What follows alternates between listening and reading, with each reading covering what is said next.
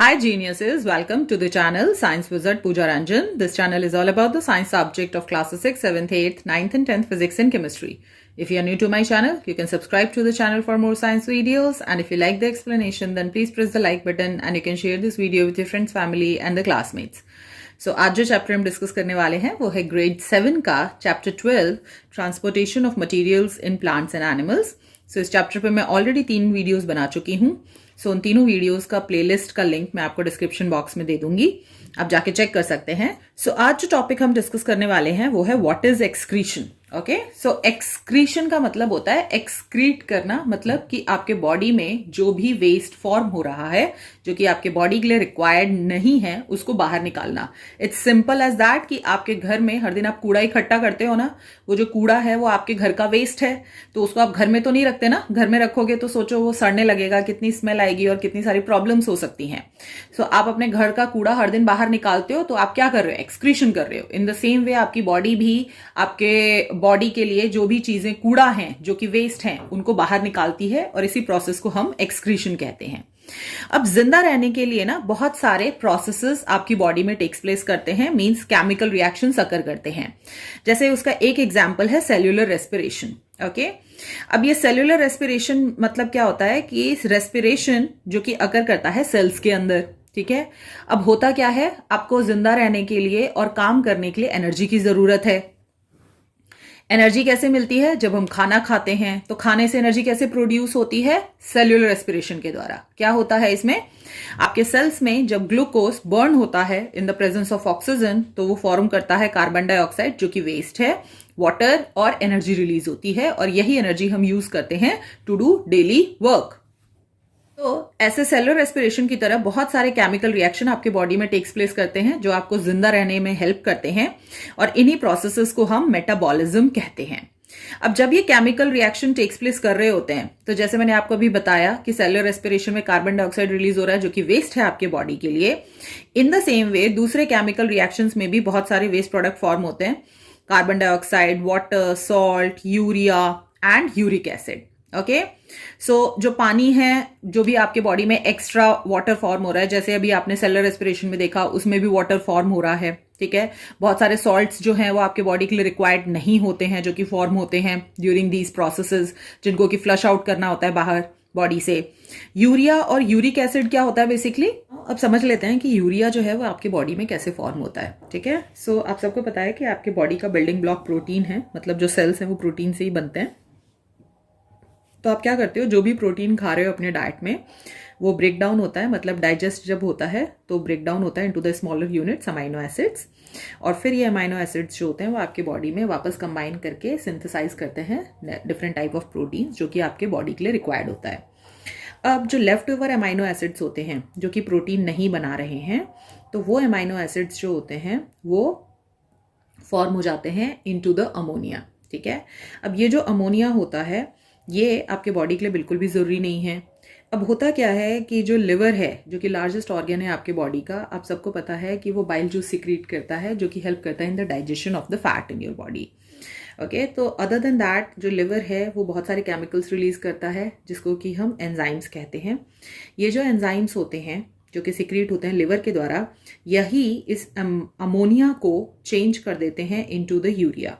Okay, और इस ढंग से आपके बॉडी में यूरिया फॉर्म होता है और जो कि ज़रूरी नहीं है आपके बॉडी के लिए, तो इसको आपके यूरिन के थ्रू फ्लश आउट करना पड़ता है आपके बॉडी से. जो यूरिक एसिड होता है that is also not good for our body.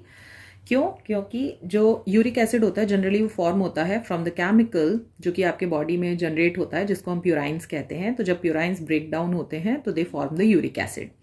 ठीक है, तो ये अपने आप ही आपके बॉडी में फॉर्म होता रहता है और क्योंकि ये वेस्ट प्रोडक्ट है तो बॉडी इसको फ्लश आउट करती रहती है. ठीक है, सो बहुत सारे केसेस में क्या होता है कि एक तो ये अपनी बॉडी आपकी बॉडी में ऑलरेडी फॉर्म हो रहा है और बहुत सारे लोग इसको बाहर से भी अपने बॉडी में डालते रहते हैं. जैसे कुछ फूड्स जो होते हैं लाइक लिवर, सेलफिश, अल्कोहल, इन सब में भी प्यूराइंस का लेवल बहुत ज़्यादा होता है. सो अब ये पहले जो फॉर्म हो रहा था तो चलो वो तो ब्रेक डाउन होके यूरिक एसिड में बन रहा था. ठीक है, और वो फ्लश आउट हो रहा था आपके बॉडी से. बट अब हो रहा है लेवल ऑफ प्यूराइन आपके बॉडी में बढ़ता जा रहा है तो लेवल ऑफ यूरिक एसिड भी आपके बॉडी में बढ़ेगा. क्योंकि प्यूराइन ब्रेक डाउन होगा तो यूरिक एसिड बनेगा। अब इतना ज़्यादा यूरिक एसिड आपके बॉडी में फॉर्म हो रहा है कि वो आपका बॉडी उसको फ्लश आउट नहीं कर पा रहा, तो आपके बॉडी में वो जमा होने लगेगा। जब वो जमा होने लगेगा तो that can cause a problem. क्या प्रॉब्लम होती है? तो जनरली आपने बहुत लोगों को सुना होगा कि जब वो सुबह उठ के ना जैसे ही जो पैर होता है वो ज़मीन पर रखते हैं तो ऐसा लगता है उनके पैरों में सुइयां चुभो रहा है कोई। क्यों? क्योंकि उनके बॉडी में वहाँ पे यूरिक एसिड का लेवल बहुत ज़्यादा है और वो ऑलमोस्ट एकदम ऐसे कांच के टुकड़े जैसे बिहेव करते हैं। और जैसे कांच का टुकड़ा किसी की बॉडी में चुभाओ तो दर्द होता है ना, एग्जैक्टली उस ढंग से ही यूरिक एसिड जो होता है वो आपको पेन कॉज करता है। यूरिक एसिड आपके जॉइंट्स में भी फॉर्म हो जाता है, जिसके कारण जो जॉइंट्स हैं जब वो मूव करते हैं तो बहुत पेन होता है उन लोगों को।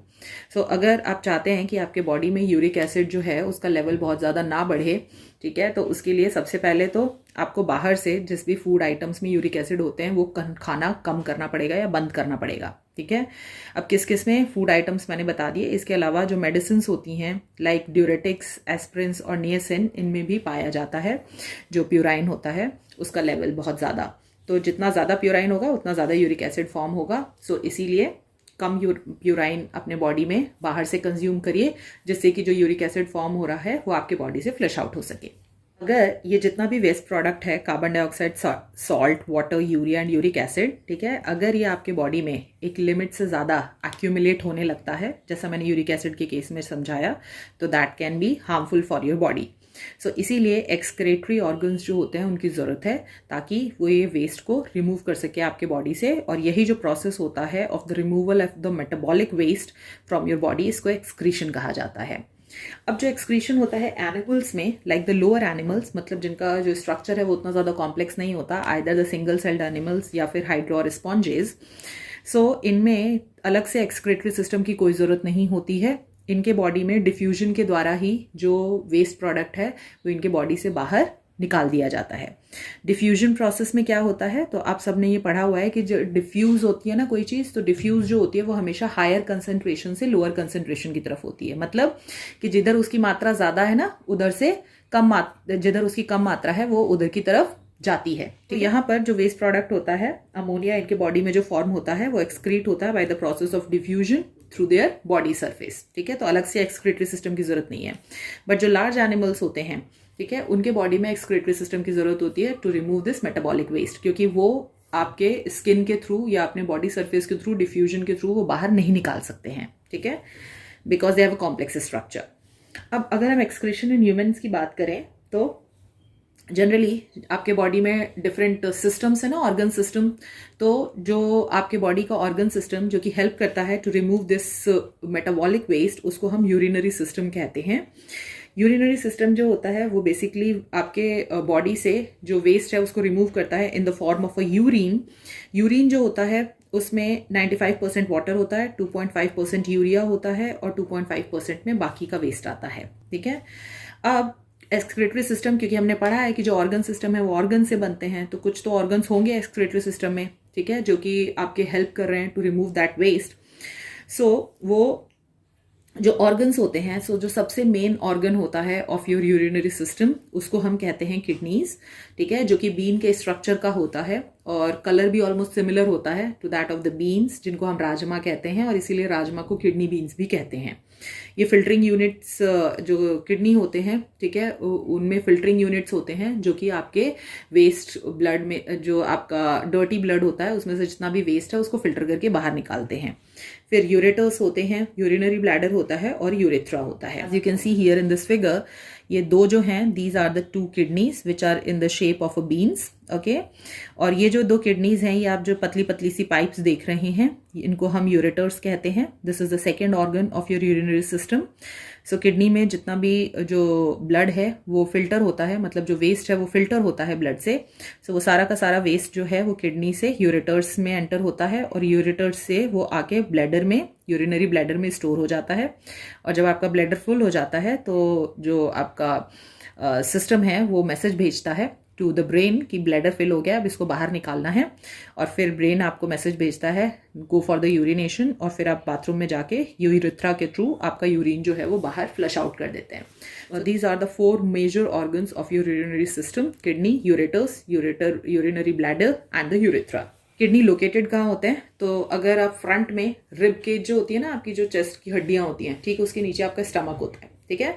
तो स्टमक के ठीक बैक में जाओगे और आपका जो बैकबोन है ना, उसके दोनों तरफ जब आप अपने हाथ रखोगे तो वहां पर दोनों साइड में आपकी किडनीज लोकेटेड होती हैं। जो किडनी होती है उसकी मेन फंक्शन होता है to filter the waste from the blood. अब किडनी जो है वो कैसे फिल्टर करती है? आप सब जब चाय बनाते हो अपने घर में, ठीक है, तो उसमें चाय पत्ती, चीनी, अदरक, लौंग, इलायची सब कुछ डालते हो, ठीक है। और जब आपकी चाय बन जाती है तो अब आपके लिए जो चाय पत्ती है, जो अदरक है, लौंग है, इलायची है, वो वेस्ट है, ठीक है। अब आप उसको खाओगे नहीं और चाय के संग पियोगे भी नहीं, आपको उसको बाहर निकालना है। तो क्या यूज़ करते हो आप? छन्नी यूज़ करते हो, जिसको कि हम फिल्ट्रेशन यूनिट कहते हैं, ठीक है। तो वो क्या करती है, जब जैसे ही आपकी चाय छन्नी के थ्रू पास करती है तो जितना भी वेस्ट प्रोडक्ट है आपकी चाय के लिए वो सारा का सारा छन्नी में रह जाता है और आपकी चाय बाहर निकल जाती है। The exact happens in your body also, ठीक है। तो जो आपका ब्लड है उसमें सारा मेटाबॉलिक वेस्ट आ रहा है, ठीक है। तो आपकी किडनीज में छन्नी होती है बहुत सारी, ठीक है, जो कि वो सारा का सारा जो मेटाबॉलिक वेस्ट है उसको बाहर निकाल देती हैं और फ्रेश ब्लड जो है वो वापस आपके बॉडी में ट्रांसपोर्ट किया जाता है। अब वो जो छन्नी होती है आपके किडनी में, ठीक है, उसको क्या बोलते हैं? तो they are called the nephrons, ठीक है। तो नेफ्रॉन्स जो होते हैं वो टाइनी फिल्टरिंग यूनिट्स होती हैं आपकी किडनी में, जो कि आपके वेस्ट ब्लड को फिल्टर करती हैं। अब ये जो नेफ्रॉन्स होते हैं वो एक किडनी में there are million of nephrons which are, एक किडनी में मिलियन ऑफ नेफ्रॉन्स होते हैं, मतलब लाखों से ज्यादा नेफ्रॉन्स होते हैं एक किडनी में, ठीक है। दो किडनी है आपके पास, तो दोनों किडनी में लाखों से ज्यादा नेफ्रॉन्स हैं और उनका काम क्या है? वही वेस्ट निकालना फ्रॉम योर ब्लड, ठीक है। और इसीलिए दो किडनी होती हैं, तो एक किडनी अगर काम करना बंद भी कर दे किसी केस में तो जो दूसरी किडनी है उससे भी काम चलाया जा सकता है। बट अगर दोनों ही किडनी खराब हो गई हैं तो फिर उस केस में उस पेशेंट को डायलिसिस पे डाला जाता है। मैं समझाऊंगी आगे। Now let's try to understand कि ये जो नेफ्रॉन्स होते हैं, ठीक है, ये इनमें जो ब्लड है वो कैसे फिल्टर होता है, क्या होता है एग्जैक्टली। सबसे पहले आपको ये समझना है कि जो ब्लड है उसमें सारा मेटाबॉलिक वेस्ट है, ठीक है। तो वो जो ब्लड होता है जिसमें मेटाबॉलिक वेस्ट होता है वो हार्ट जो है वो डायरेक्टली आपके पंप करता है किडनी के पास कि भाई इसको क्लीन करके भेजो ताकि मैं इसको पूरे बॉडी में ट्रांसपोर्ट कर सकूं। हार्ट से, ठीक है, जो ब्लड है वो आपके किडनी के पास आता है। कौन लेके आती हैं? आर्टरीज लेके आती हैं, ठीक है। तो ये जो मेन आपको रेड पार्ट दिख रहा है यहाँ पे रेड कलर का, दीज आर द आर्टरीज जो कि सीधा हार्ट से ब्लड को लेके आ रही हैं किडनी के पास। फिर ये यहाँ पे देख रहे हो कि ये यहाँ पे आके ऐसे ब्रांच हो जाती हैं, ठीक है। ये आर्टरी जो है वो ऐसे ब्रांच होके एक इस किडनी में जा रही है, एक इस किडनी में जा रही है। ये जो ब्रांच आर्टरी होती है जो कि किडनी में एंटर करवाती है ब्लड को, उसको हम रीनल आर्टरी कहते हैं, ठीक है। मतलब कि रीनल आर्टरी के थ्रू जो आपका ब्लड है वो किस में एंटर हो रहा है? किडनी में। किडनी में क्या है? नेफ्रॉन्स हैं। Let's see how the nephron works. यहाँ पे ये जो भी आपको येलो कलर का पोर्शन दिख रहा है, this is called the nephron, ठीक है। और ऐसे मिलियन ऑफ नेफ्रॉन्स होते हैं आपके एक किडनी में। अब ये काम कैसे करते हैं? यहाँ पे आपकी जो दो दिख रही है ना ब्लड वेसल्स, ठीक है। तो एक ब्लड वेसल जो होता है उससे जो वेस्ट ब्लड है वो अंदर एंटर करता है, फिर ये इसको फिल्टर कर देता है और फिर एक ब्लड वेसल से जो ब्लड है, क्लीन ब्लड, वो आपके बाहर निकल जाता है और वापस हार्ट के पास जाता है, जैसे कि हार्ट जो है उसको पंप कर सके to the different part of the body. Now how it functions, let's try to understand. सबसे पहले आपको ये चीज समझनी है कि जो नेफ्रॉन होते हैं ना उसमें मेजर दो पार्ट्स होते हैं। जो पहला पार्ट आप ये देख रहे हो यहाँ पे कप के जैसा, इसको हम कहते हैं बोमेन्स कैप्सूल, ओके। और जो बोमेन्स कैप्सूल है वो एक पाइप से अटैच है, ओके, एक ट्यूब से अटैच है और ये जो ट्यूब होता है इसको हम कहते हैं ट्यूब्यूल, ओके। ये दो मेजर पार्ट होते हैं आपके नेफ्रॉन्स के। इनका क्या फंक्शन है? एज यू कैन सी कि यहाँ पे ये जो आर्टरी है, ठीक है, यही वाली आर्टरी है रीनल आर्टरी, जिससे कि किडनी में जो ब्लड है वो एंटर कर रहा है, ठीक है। तो ये किडनी में ब्लड एंटर करा, यहाँ तक आया। अब ये जो बोमेन्स कैप्सूल है ना, इसमें ये जो आर्टरी है ये ब्रांच हो जाती हैं into the small blood vessels, जिनको हम कैपिलरीज कहते हैं। तो आर्टरीज जो होती हैं वो थोड़ी मोटी होती हैं और फिर जो बोमन कैप्सूल होता है, तो जो कैपिलरीज होती है ना वो आपके केवल बालों के थिकनेस के बराबर होती हैं, बहुत पतली पतली होती हैं, ठीक है। वो यहाँ पे ब्रांच हो जाती हैं इनटू द कैपिलरीज। अब इसका होने का क्या पर्पस है? तो जो कैपिलरीज होती हैं क्योंकि वो बहुत पतली होती हैं तो उसके थ्रू जो भी वेस्ट है ना वो इजिली बाहर आ सकता है, ठीक है। बहुत छोटे छोटे से पोर्स होते हैं कैपिलरीज में, जिसके के थ्रू जो भी आपका वेस्ट है ब्लड में वो बाहर आ जाएगा। तो वेस्ट ब्लड इसमें एंटर करा, और जब वो यहाँ पहुंचता है बोमेंस कैप्सूल में, तो जितना भी मॉलिक्यूल्स होते हैं, ठीक है, तो आपके ब्लड में ना दो तरह के मॉलिक्यूल्स होते हैं, एक होते हैं लार्ज मॉलिक्यूल्स और एक होते हैं स्मॉल मॉलिक्यूल्स। ओके, सो जो कैपिलरीज होते हैं उनमें जो छोटे छोटे पोर्स होते हैं ना, उनसे केवल स्मॉल मॉलिक्यूल्स ही बाहर आ पाते हैं। लार्ज मॉलिक्यूल्स जो होते हैं वो ब्लड में ही रहते हैं। लार्ज मॉलिक्यूल्स का मतलब क्या हुआ, जैसे रेड ब्लड सेल्स हैं, तो जो रेड ब्लड सेल्स हैं वो यहाँ से बाहर नहीं आ पाते हैं। और स्मॉल मॉलिक्यूल्स का मतलब क्या हुआ, जैसे कि ग्लूकोज है, अमाइनो एसिड्स हैं, सॉल्ट है, वाटर है, यूरिया है, ये स्मॉल स्मॉल मॉलिक्यूल्स होते हैं, वो ईजिली इससे बाहर आ सकते हैं। ठीक है, सो यहाँ से जो आपका कैपिलरीज हैं उनमें से ये सब चीज़ें बाहर आ जाती हैं और यहाँ पे बोमेंस कैप्सूल में इकट्ठी हो जाती हैं। ठीक है, तो ये जो भी चीज़ इकट्ठी हो रही है बोमेंस कैप्सूल में, इनको हम फिल्ट्रेट कहते हैं। और ये जो फिल्ट्रेट होता है ये ट्रांसपेरेंट होता है, इसका कोई कलर नहीं होता। और क्या क्या चीज़ें होती हैं उसमें, ये सब होता है, glucose, amino acid, salt, water, urea. ठीक है, और फिर उसके बाद जब ये सारी चीज़ें बोमेंस कैप्सूल में आ जाती हैं तो वापस ये जो ब्लड है ये यहाँ पर आगे बढ़ जाता है। ठीक है, अब यहाँ पे ये जो भी फिल्ट्रेट था ना, ये सारा का सारा जो फिल्ट्रेट है, इसमें अगर आप देखोगे तो क्या हर चीज़ आपके बॉडी के लिए नुकसानदेह है, वेस्ट प्रोडक्ट है। सो आप एक चीज़ नोटिस करोगे यहाँ पे कि जो ग्लूकोज है वो तो ज़रूरी है, क्योंकि यही ग्लूकोज जब बर्न होता है in the presence of oxygen तो एनर्जी प्रोड्यूस कर रहा है। अमाइनो एसिड्स अभी मैंने बताया वो भी ज़रूरी है। ठीक है, क्योंकि जो भी प्रोटीन होता है वही ब्रेक हो रहा है अमाइनो एसिड्स में, और यही अमाइनो एसिड्स वापस कंबाइन करके प्रोटीन बना रहे हैं जो कि आपके बॉडी के लिए ज़रूरी है। तो ये दोनों चीज़ें तो इंपॉर्टेंट हैं, है ना, हमारे बॉडी के लिए। बट जो बाकी का मटेरियल है, सॉल्ट, वाटर और यूरिया, ये आपके लिए वेस्ट है। ठीक है, तो यहां से जितना भी फिल्ट्रेट है वो सारा का सारा फिल्ट्रेट एंटर होता है ट्यूब्यूल में। ठीक है, अब यहाँ पे जैसे वो ट्यूब्यूल में पहुंचता है तो ये आप देख रहे हो, ये ब्लड वेसल जो है वो यहां से आई और वापस से ये ब्लड वेसल जो है यहाँ ब्रांच होती है इनटू द कैपिलरीज। ठीक है, अब यहाँ पे देख रहे होगे कि अगर ये जो ब्लड वेसल है ये ऐसे ऐसे ब्रांच हो रही है बहुत सारी कैपिलरीज में, तो मैंने आधी जो है उनको ब्लैक करा है और इधर की जो आधी है वो कलरलेस है। ठीक है, तो जनरली जो इधर की आधी होती है ना वो रेड कलर की होती है, they are of red colour. ठीक है, और ये जो मैंने ब्लैक किया है ना ये एक्चुअली ब्लू कलर की होती है। तो क्या मतलब है इनका, तो आप देख रहे हो यहाँ पे ये जो रेड कलर की है ना इनको आर्टरीज कहते हैं, और ये जो ब्लू कलर की हैं इनको वेन्स कहते हैं। ठीक है, यहाँ पे भी क्या हो रहा है कि ये आर्टरीज हैं। ठीक है, आर्टरीज जो होती हैं वो डिवाइड होती हैं कैपिलरीज में, और फिर वही कैपिलरीज जो होती हैं वो वेन्स से कनेक्टेड होती हैं, और फिर यहाँ पे ये जो दिख रही है आपको ये वेन है जो कि ब्लड को बाहर लेके जाती है फ्रॉम योर किडनी। तो जब यहाँ पे ब्लड पहुंचता है ना तो ये ट्यूब्यूल जो है इसमें से जो भी रिक्वायर्ड चीजें हैं आपके बॉडी के लिए, जैसे ग्लूकोज और अमाइनो एसिड्स, तो वो ट्यूब्यूल में से निकल के यहाँ से ग्लूकोज और अमाइनो एसिड्स जो हैं वो वापस आपके कैपिलरी में एंटर हो जाती हैं। ठीक है, यहाँ से इसमें कैपिलरी में एंटर हो जाती हैं, यू कैन सी दैट इसमें कैपिलरी में एंटर हो गई।